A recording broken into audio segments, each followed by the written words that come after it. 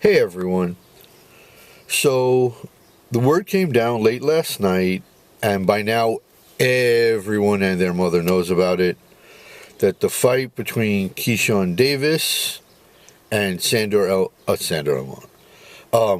Edwin De Los Santos has been canceled by Santos's team. Now look, this is not the first time, nor will it be the last time that weight is an issue, and it's something that we all know, we all dread, we all hate. Can a guy outgrow a division? Yeah, sure. Of course, it's obvious. But over 4 pounds, you didn't care. I could see a couple of ounces, I could see a pound, I can even see 1.5 pounds over. Maybe even 2 pounds over. But 4 pounds? You did not care, Keyshawn. And I have been a fan of yours since you and your brothers were signed by Bob Arum. Especially since in a calendar year, this is your 4th fight. You should be in fight-ready shape right now. You gambled big time. You gambled that Edwin De Los Santos would take the fight just because most of the time fighters just take the fight. And you've been on the other side of this, so you know good and well about it. Now look, you can't please others, okay?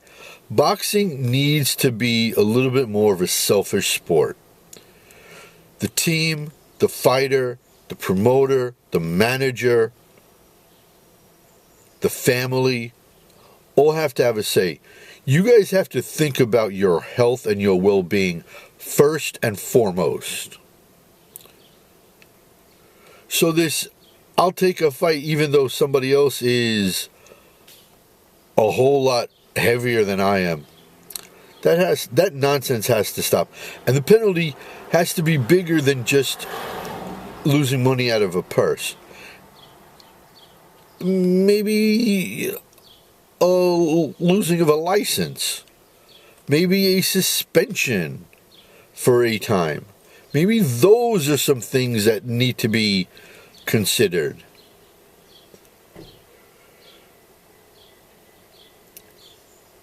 You lost big time, Keyshawn. Now, Edwin De Los Santos, good for you, man. You're thinking of your health and your well-being, which is what you have to do in that sport. He is getting his full purse, and from what I've heard, he's getting around a 6-figure amount out of Keyshawn's purse, which is nice. Good for you, because you haven't fought in what, like year and a half, 2 years? You got a lot of bills you need to pay, so you know it's good. So you're getting some cash out of it. By the way, I'm broke. Can I have some?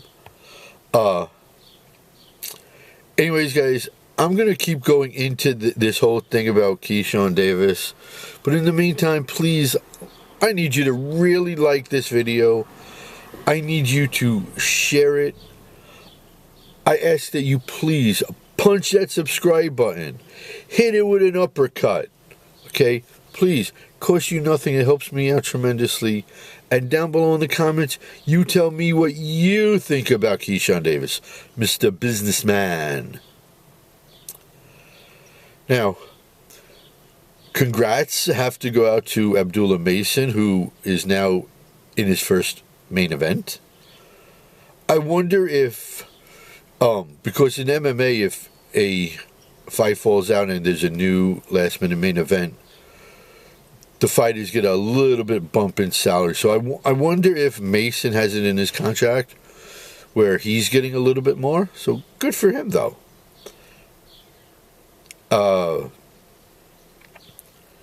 kind of, in a way, feel bad for Bob Arum. It's not going to age well, but right before Well, not right, yeah, kind of right before. Earlier in the week, Bob Arum had said that he sees Keyshawn Davis as the heir apparent to Vasily Lomachenko as Keyshawn Davis. Well, Vasily Lomachenko never missed weight.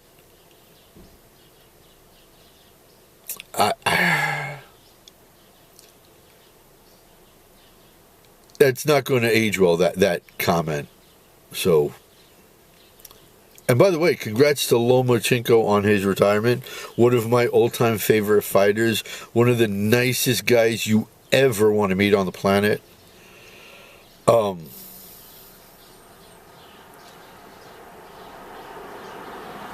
So, we all know he's going up to 140. And here's the thing about this. I don't want to see Keyshawn Davis for 8 months to 12 months from right now. I don't want to see him. I don't care, frankly, if Turkey Al-Sheikh offers him $100 bazillion in cash, tax-free. No, I do not want to see that. I don't want to see him fight anytime soon. I want Keyshawn to build up his size, build up his power, build up his speed very slowly. You know, you could crap on John Jones, but when he went from light heavyweight to heavyweight, he took his sweet time doing it. He did it the right way. That's the way I want to see guys move up. And frankly, guys should never have to move up. Guys should fight at the weight that their walk-around weight is, or at least as close as possible. Okay, no more of this weight bullying BS. But that's a whole other side about me hating weight cuts. And the reason why I want to see him stay away for 8 months to 12 months is because at 140, you got some serious hitters. Not that there aren't serious bangers at 135 and below. I mean, look, Tank Davis is at 135. And he arguably has the best pure power in the lighter weight classes. But from 140 and higher, guys just hit differently. They're a little bit quicker. And not that someone like Inoue isn't quick. It's just, it's so different at 140 and higher, okay? I'm honestly a little bit angry that Keyshawn isn't going to have that one title defense. Look, here's the thing. In later years, when he's old and gray, and may he live a long, healthy, prosperous, and great life, this is going to bother Keyshawn. This will be a small stain on his career. Okay, now, when he won the strap off of Berenchek, if he would have just dropped it and said, I reached the mountaintop, I want to move up right now, nobody would give him any crap. And he's getting a lot of crap from all sides right now.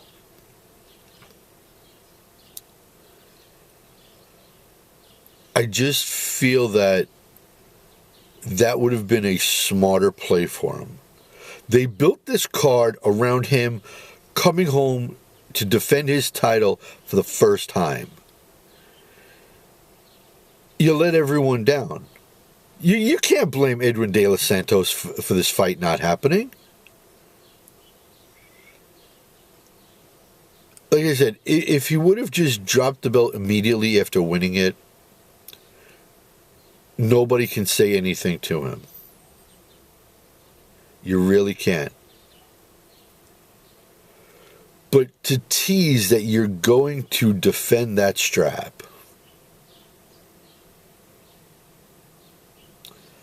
and again, a couple ounces over, pound, 2 pounds over, I'll cut you slack.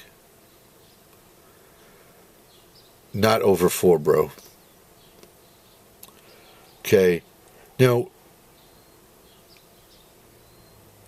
in my prediction video between him and the Edwin De Los Santos fight, and I'm probably going to link that video in one of the corners, so maybe you can watch it. I did say he was going to be tested.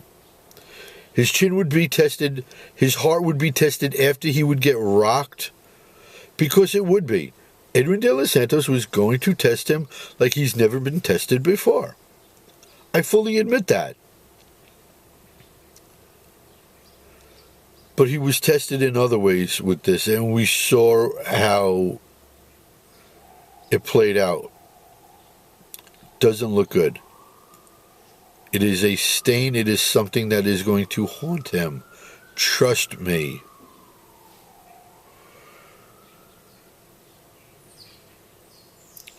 Probably he also lost the Tank Davis fight in this. I don't see Tank going up to fight him at 140. Just don't see that. He lost the Abdullah Mason fight. Most likely because, now look, Mason's big, a little kind of big for the division as well. Now look, Keyshawn is big for 135. You got to give it, you say that, you know, in his defense. But Mason will be at 140 as well, but not for another 2-3 years. So for now, he's lost that fight.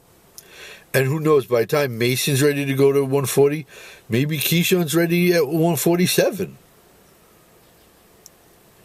So that fight has to be at least put on the far back burner. Now, Keyshawn Davis and Teofimo Lopez have some beef. They have some heat between the two of them. What would that fight look like? Well, I would say Teofimo would light Keyshawn Davis up like a Christmas tree. At least right now. Don't need to see that happen. I mean, I'm angry at Keyshawn. I am a fan. But I don't want to see him get, you know, just cracked. Just completely run through. If he was to fight Alberto Puello right now, Puello would smash him. Gary Antoine Russell, who I am a huge fan of the Russell family. He is a flurry of punches. He is Mr. Punches and Bunches. He would put Keyshawn to sleep.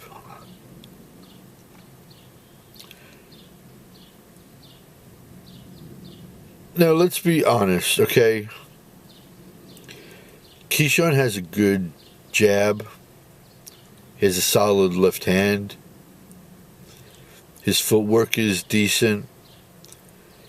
He can counterpunch okay. I mean, he's not the best and he's not the worst. So moving forward at 140, in 8 months to 12 months away, who can welcome him to 140?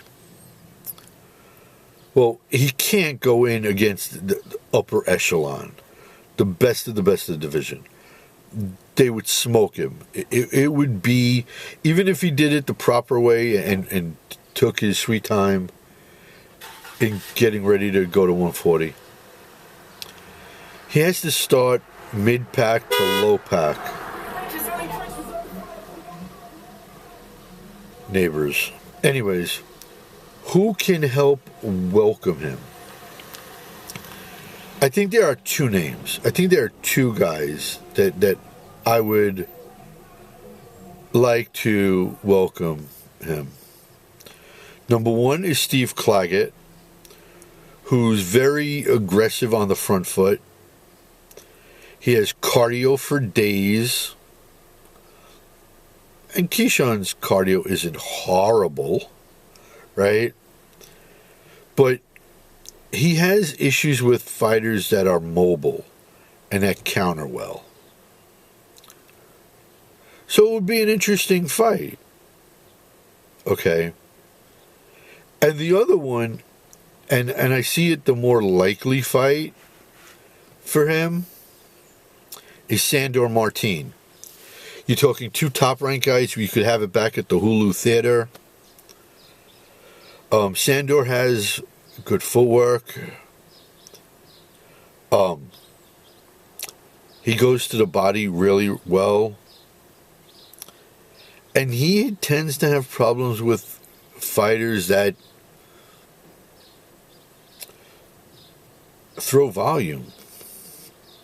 Now, is Keyshawn a volume striker? No, I would not say that. But I think if he improves slowly, like I said, 8 months to 12 months, and does it the right way, it might just work. I like the Sandor Martin fight a lot for him. And I mean, the Steve Claggett would be my second choice. But Key, you messed up big time, bro. You messed up big time. And it's going to bother you, bro. You could say it won't. You could say this was the master plan. You were going up to 140 anyways. You did not originally expect or see yourself doing it this way. Anyways, guys, once again, good luck to Mason in his main event tonight.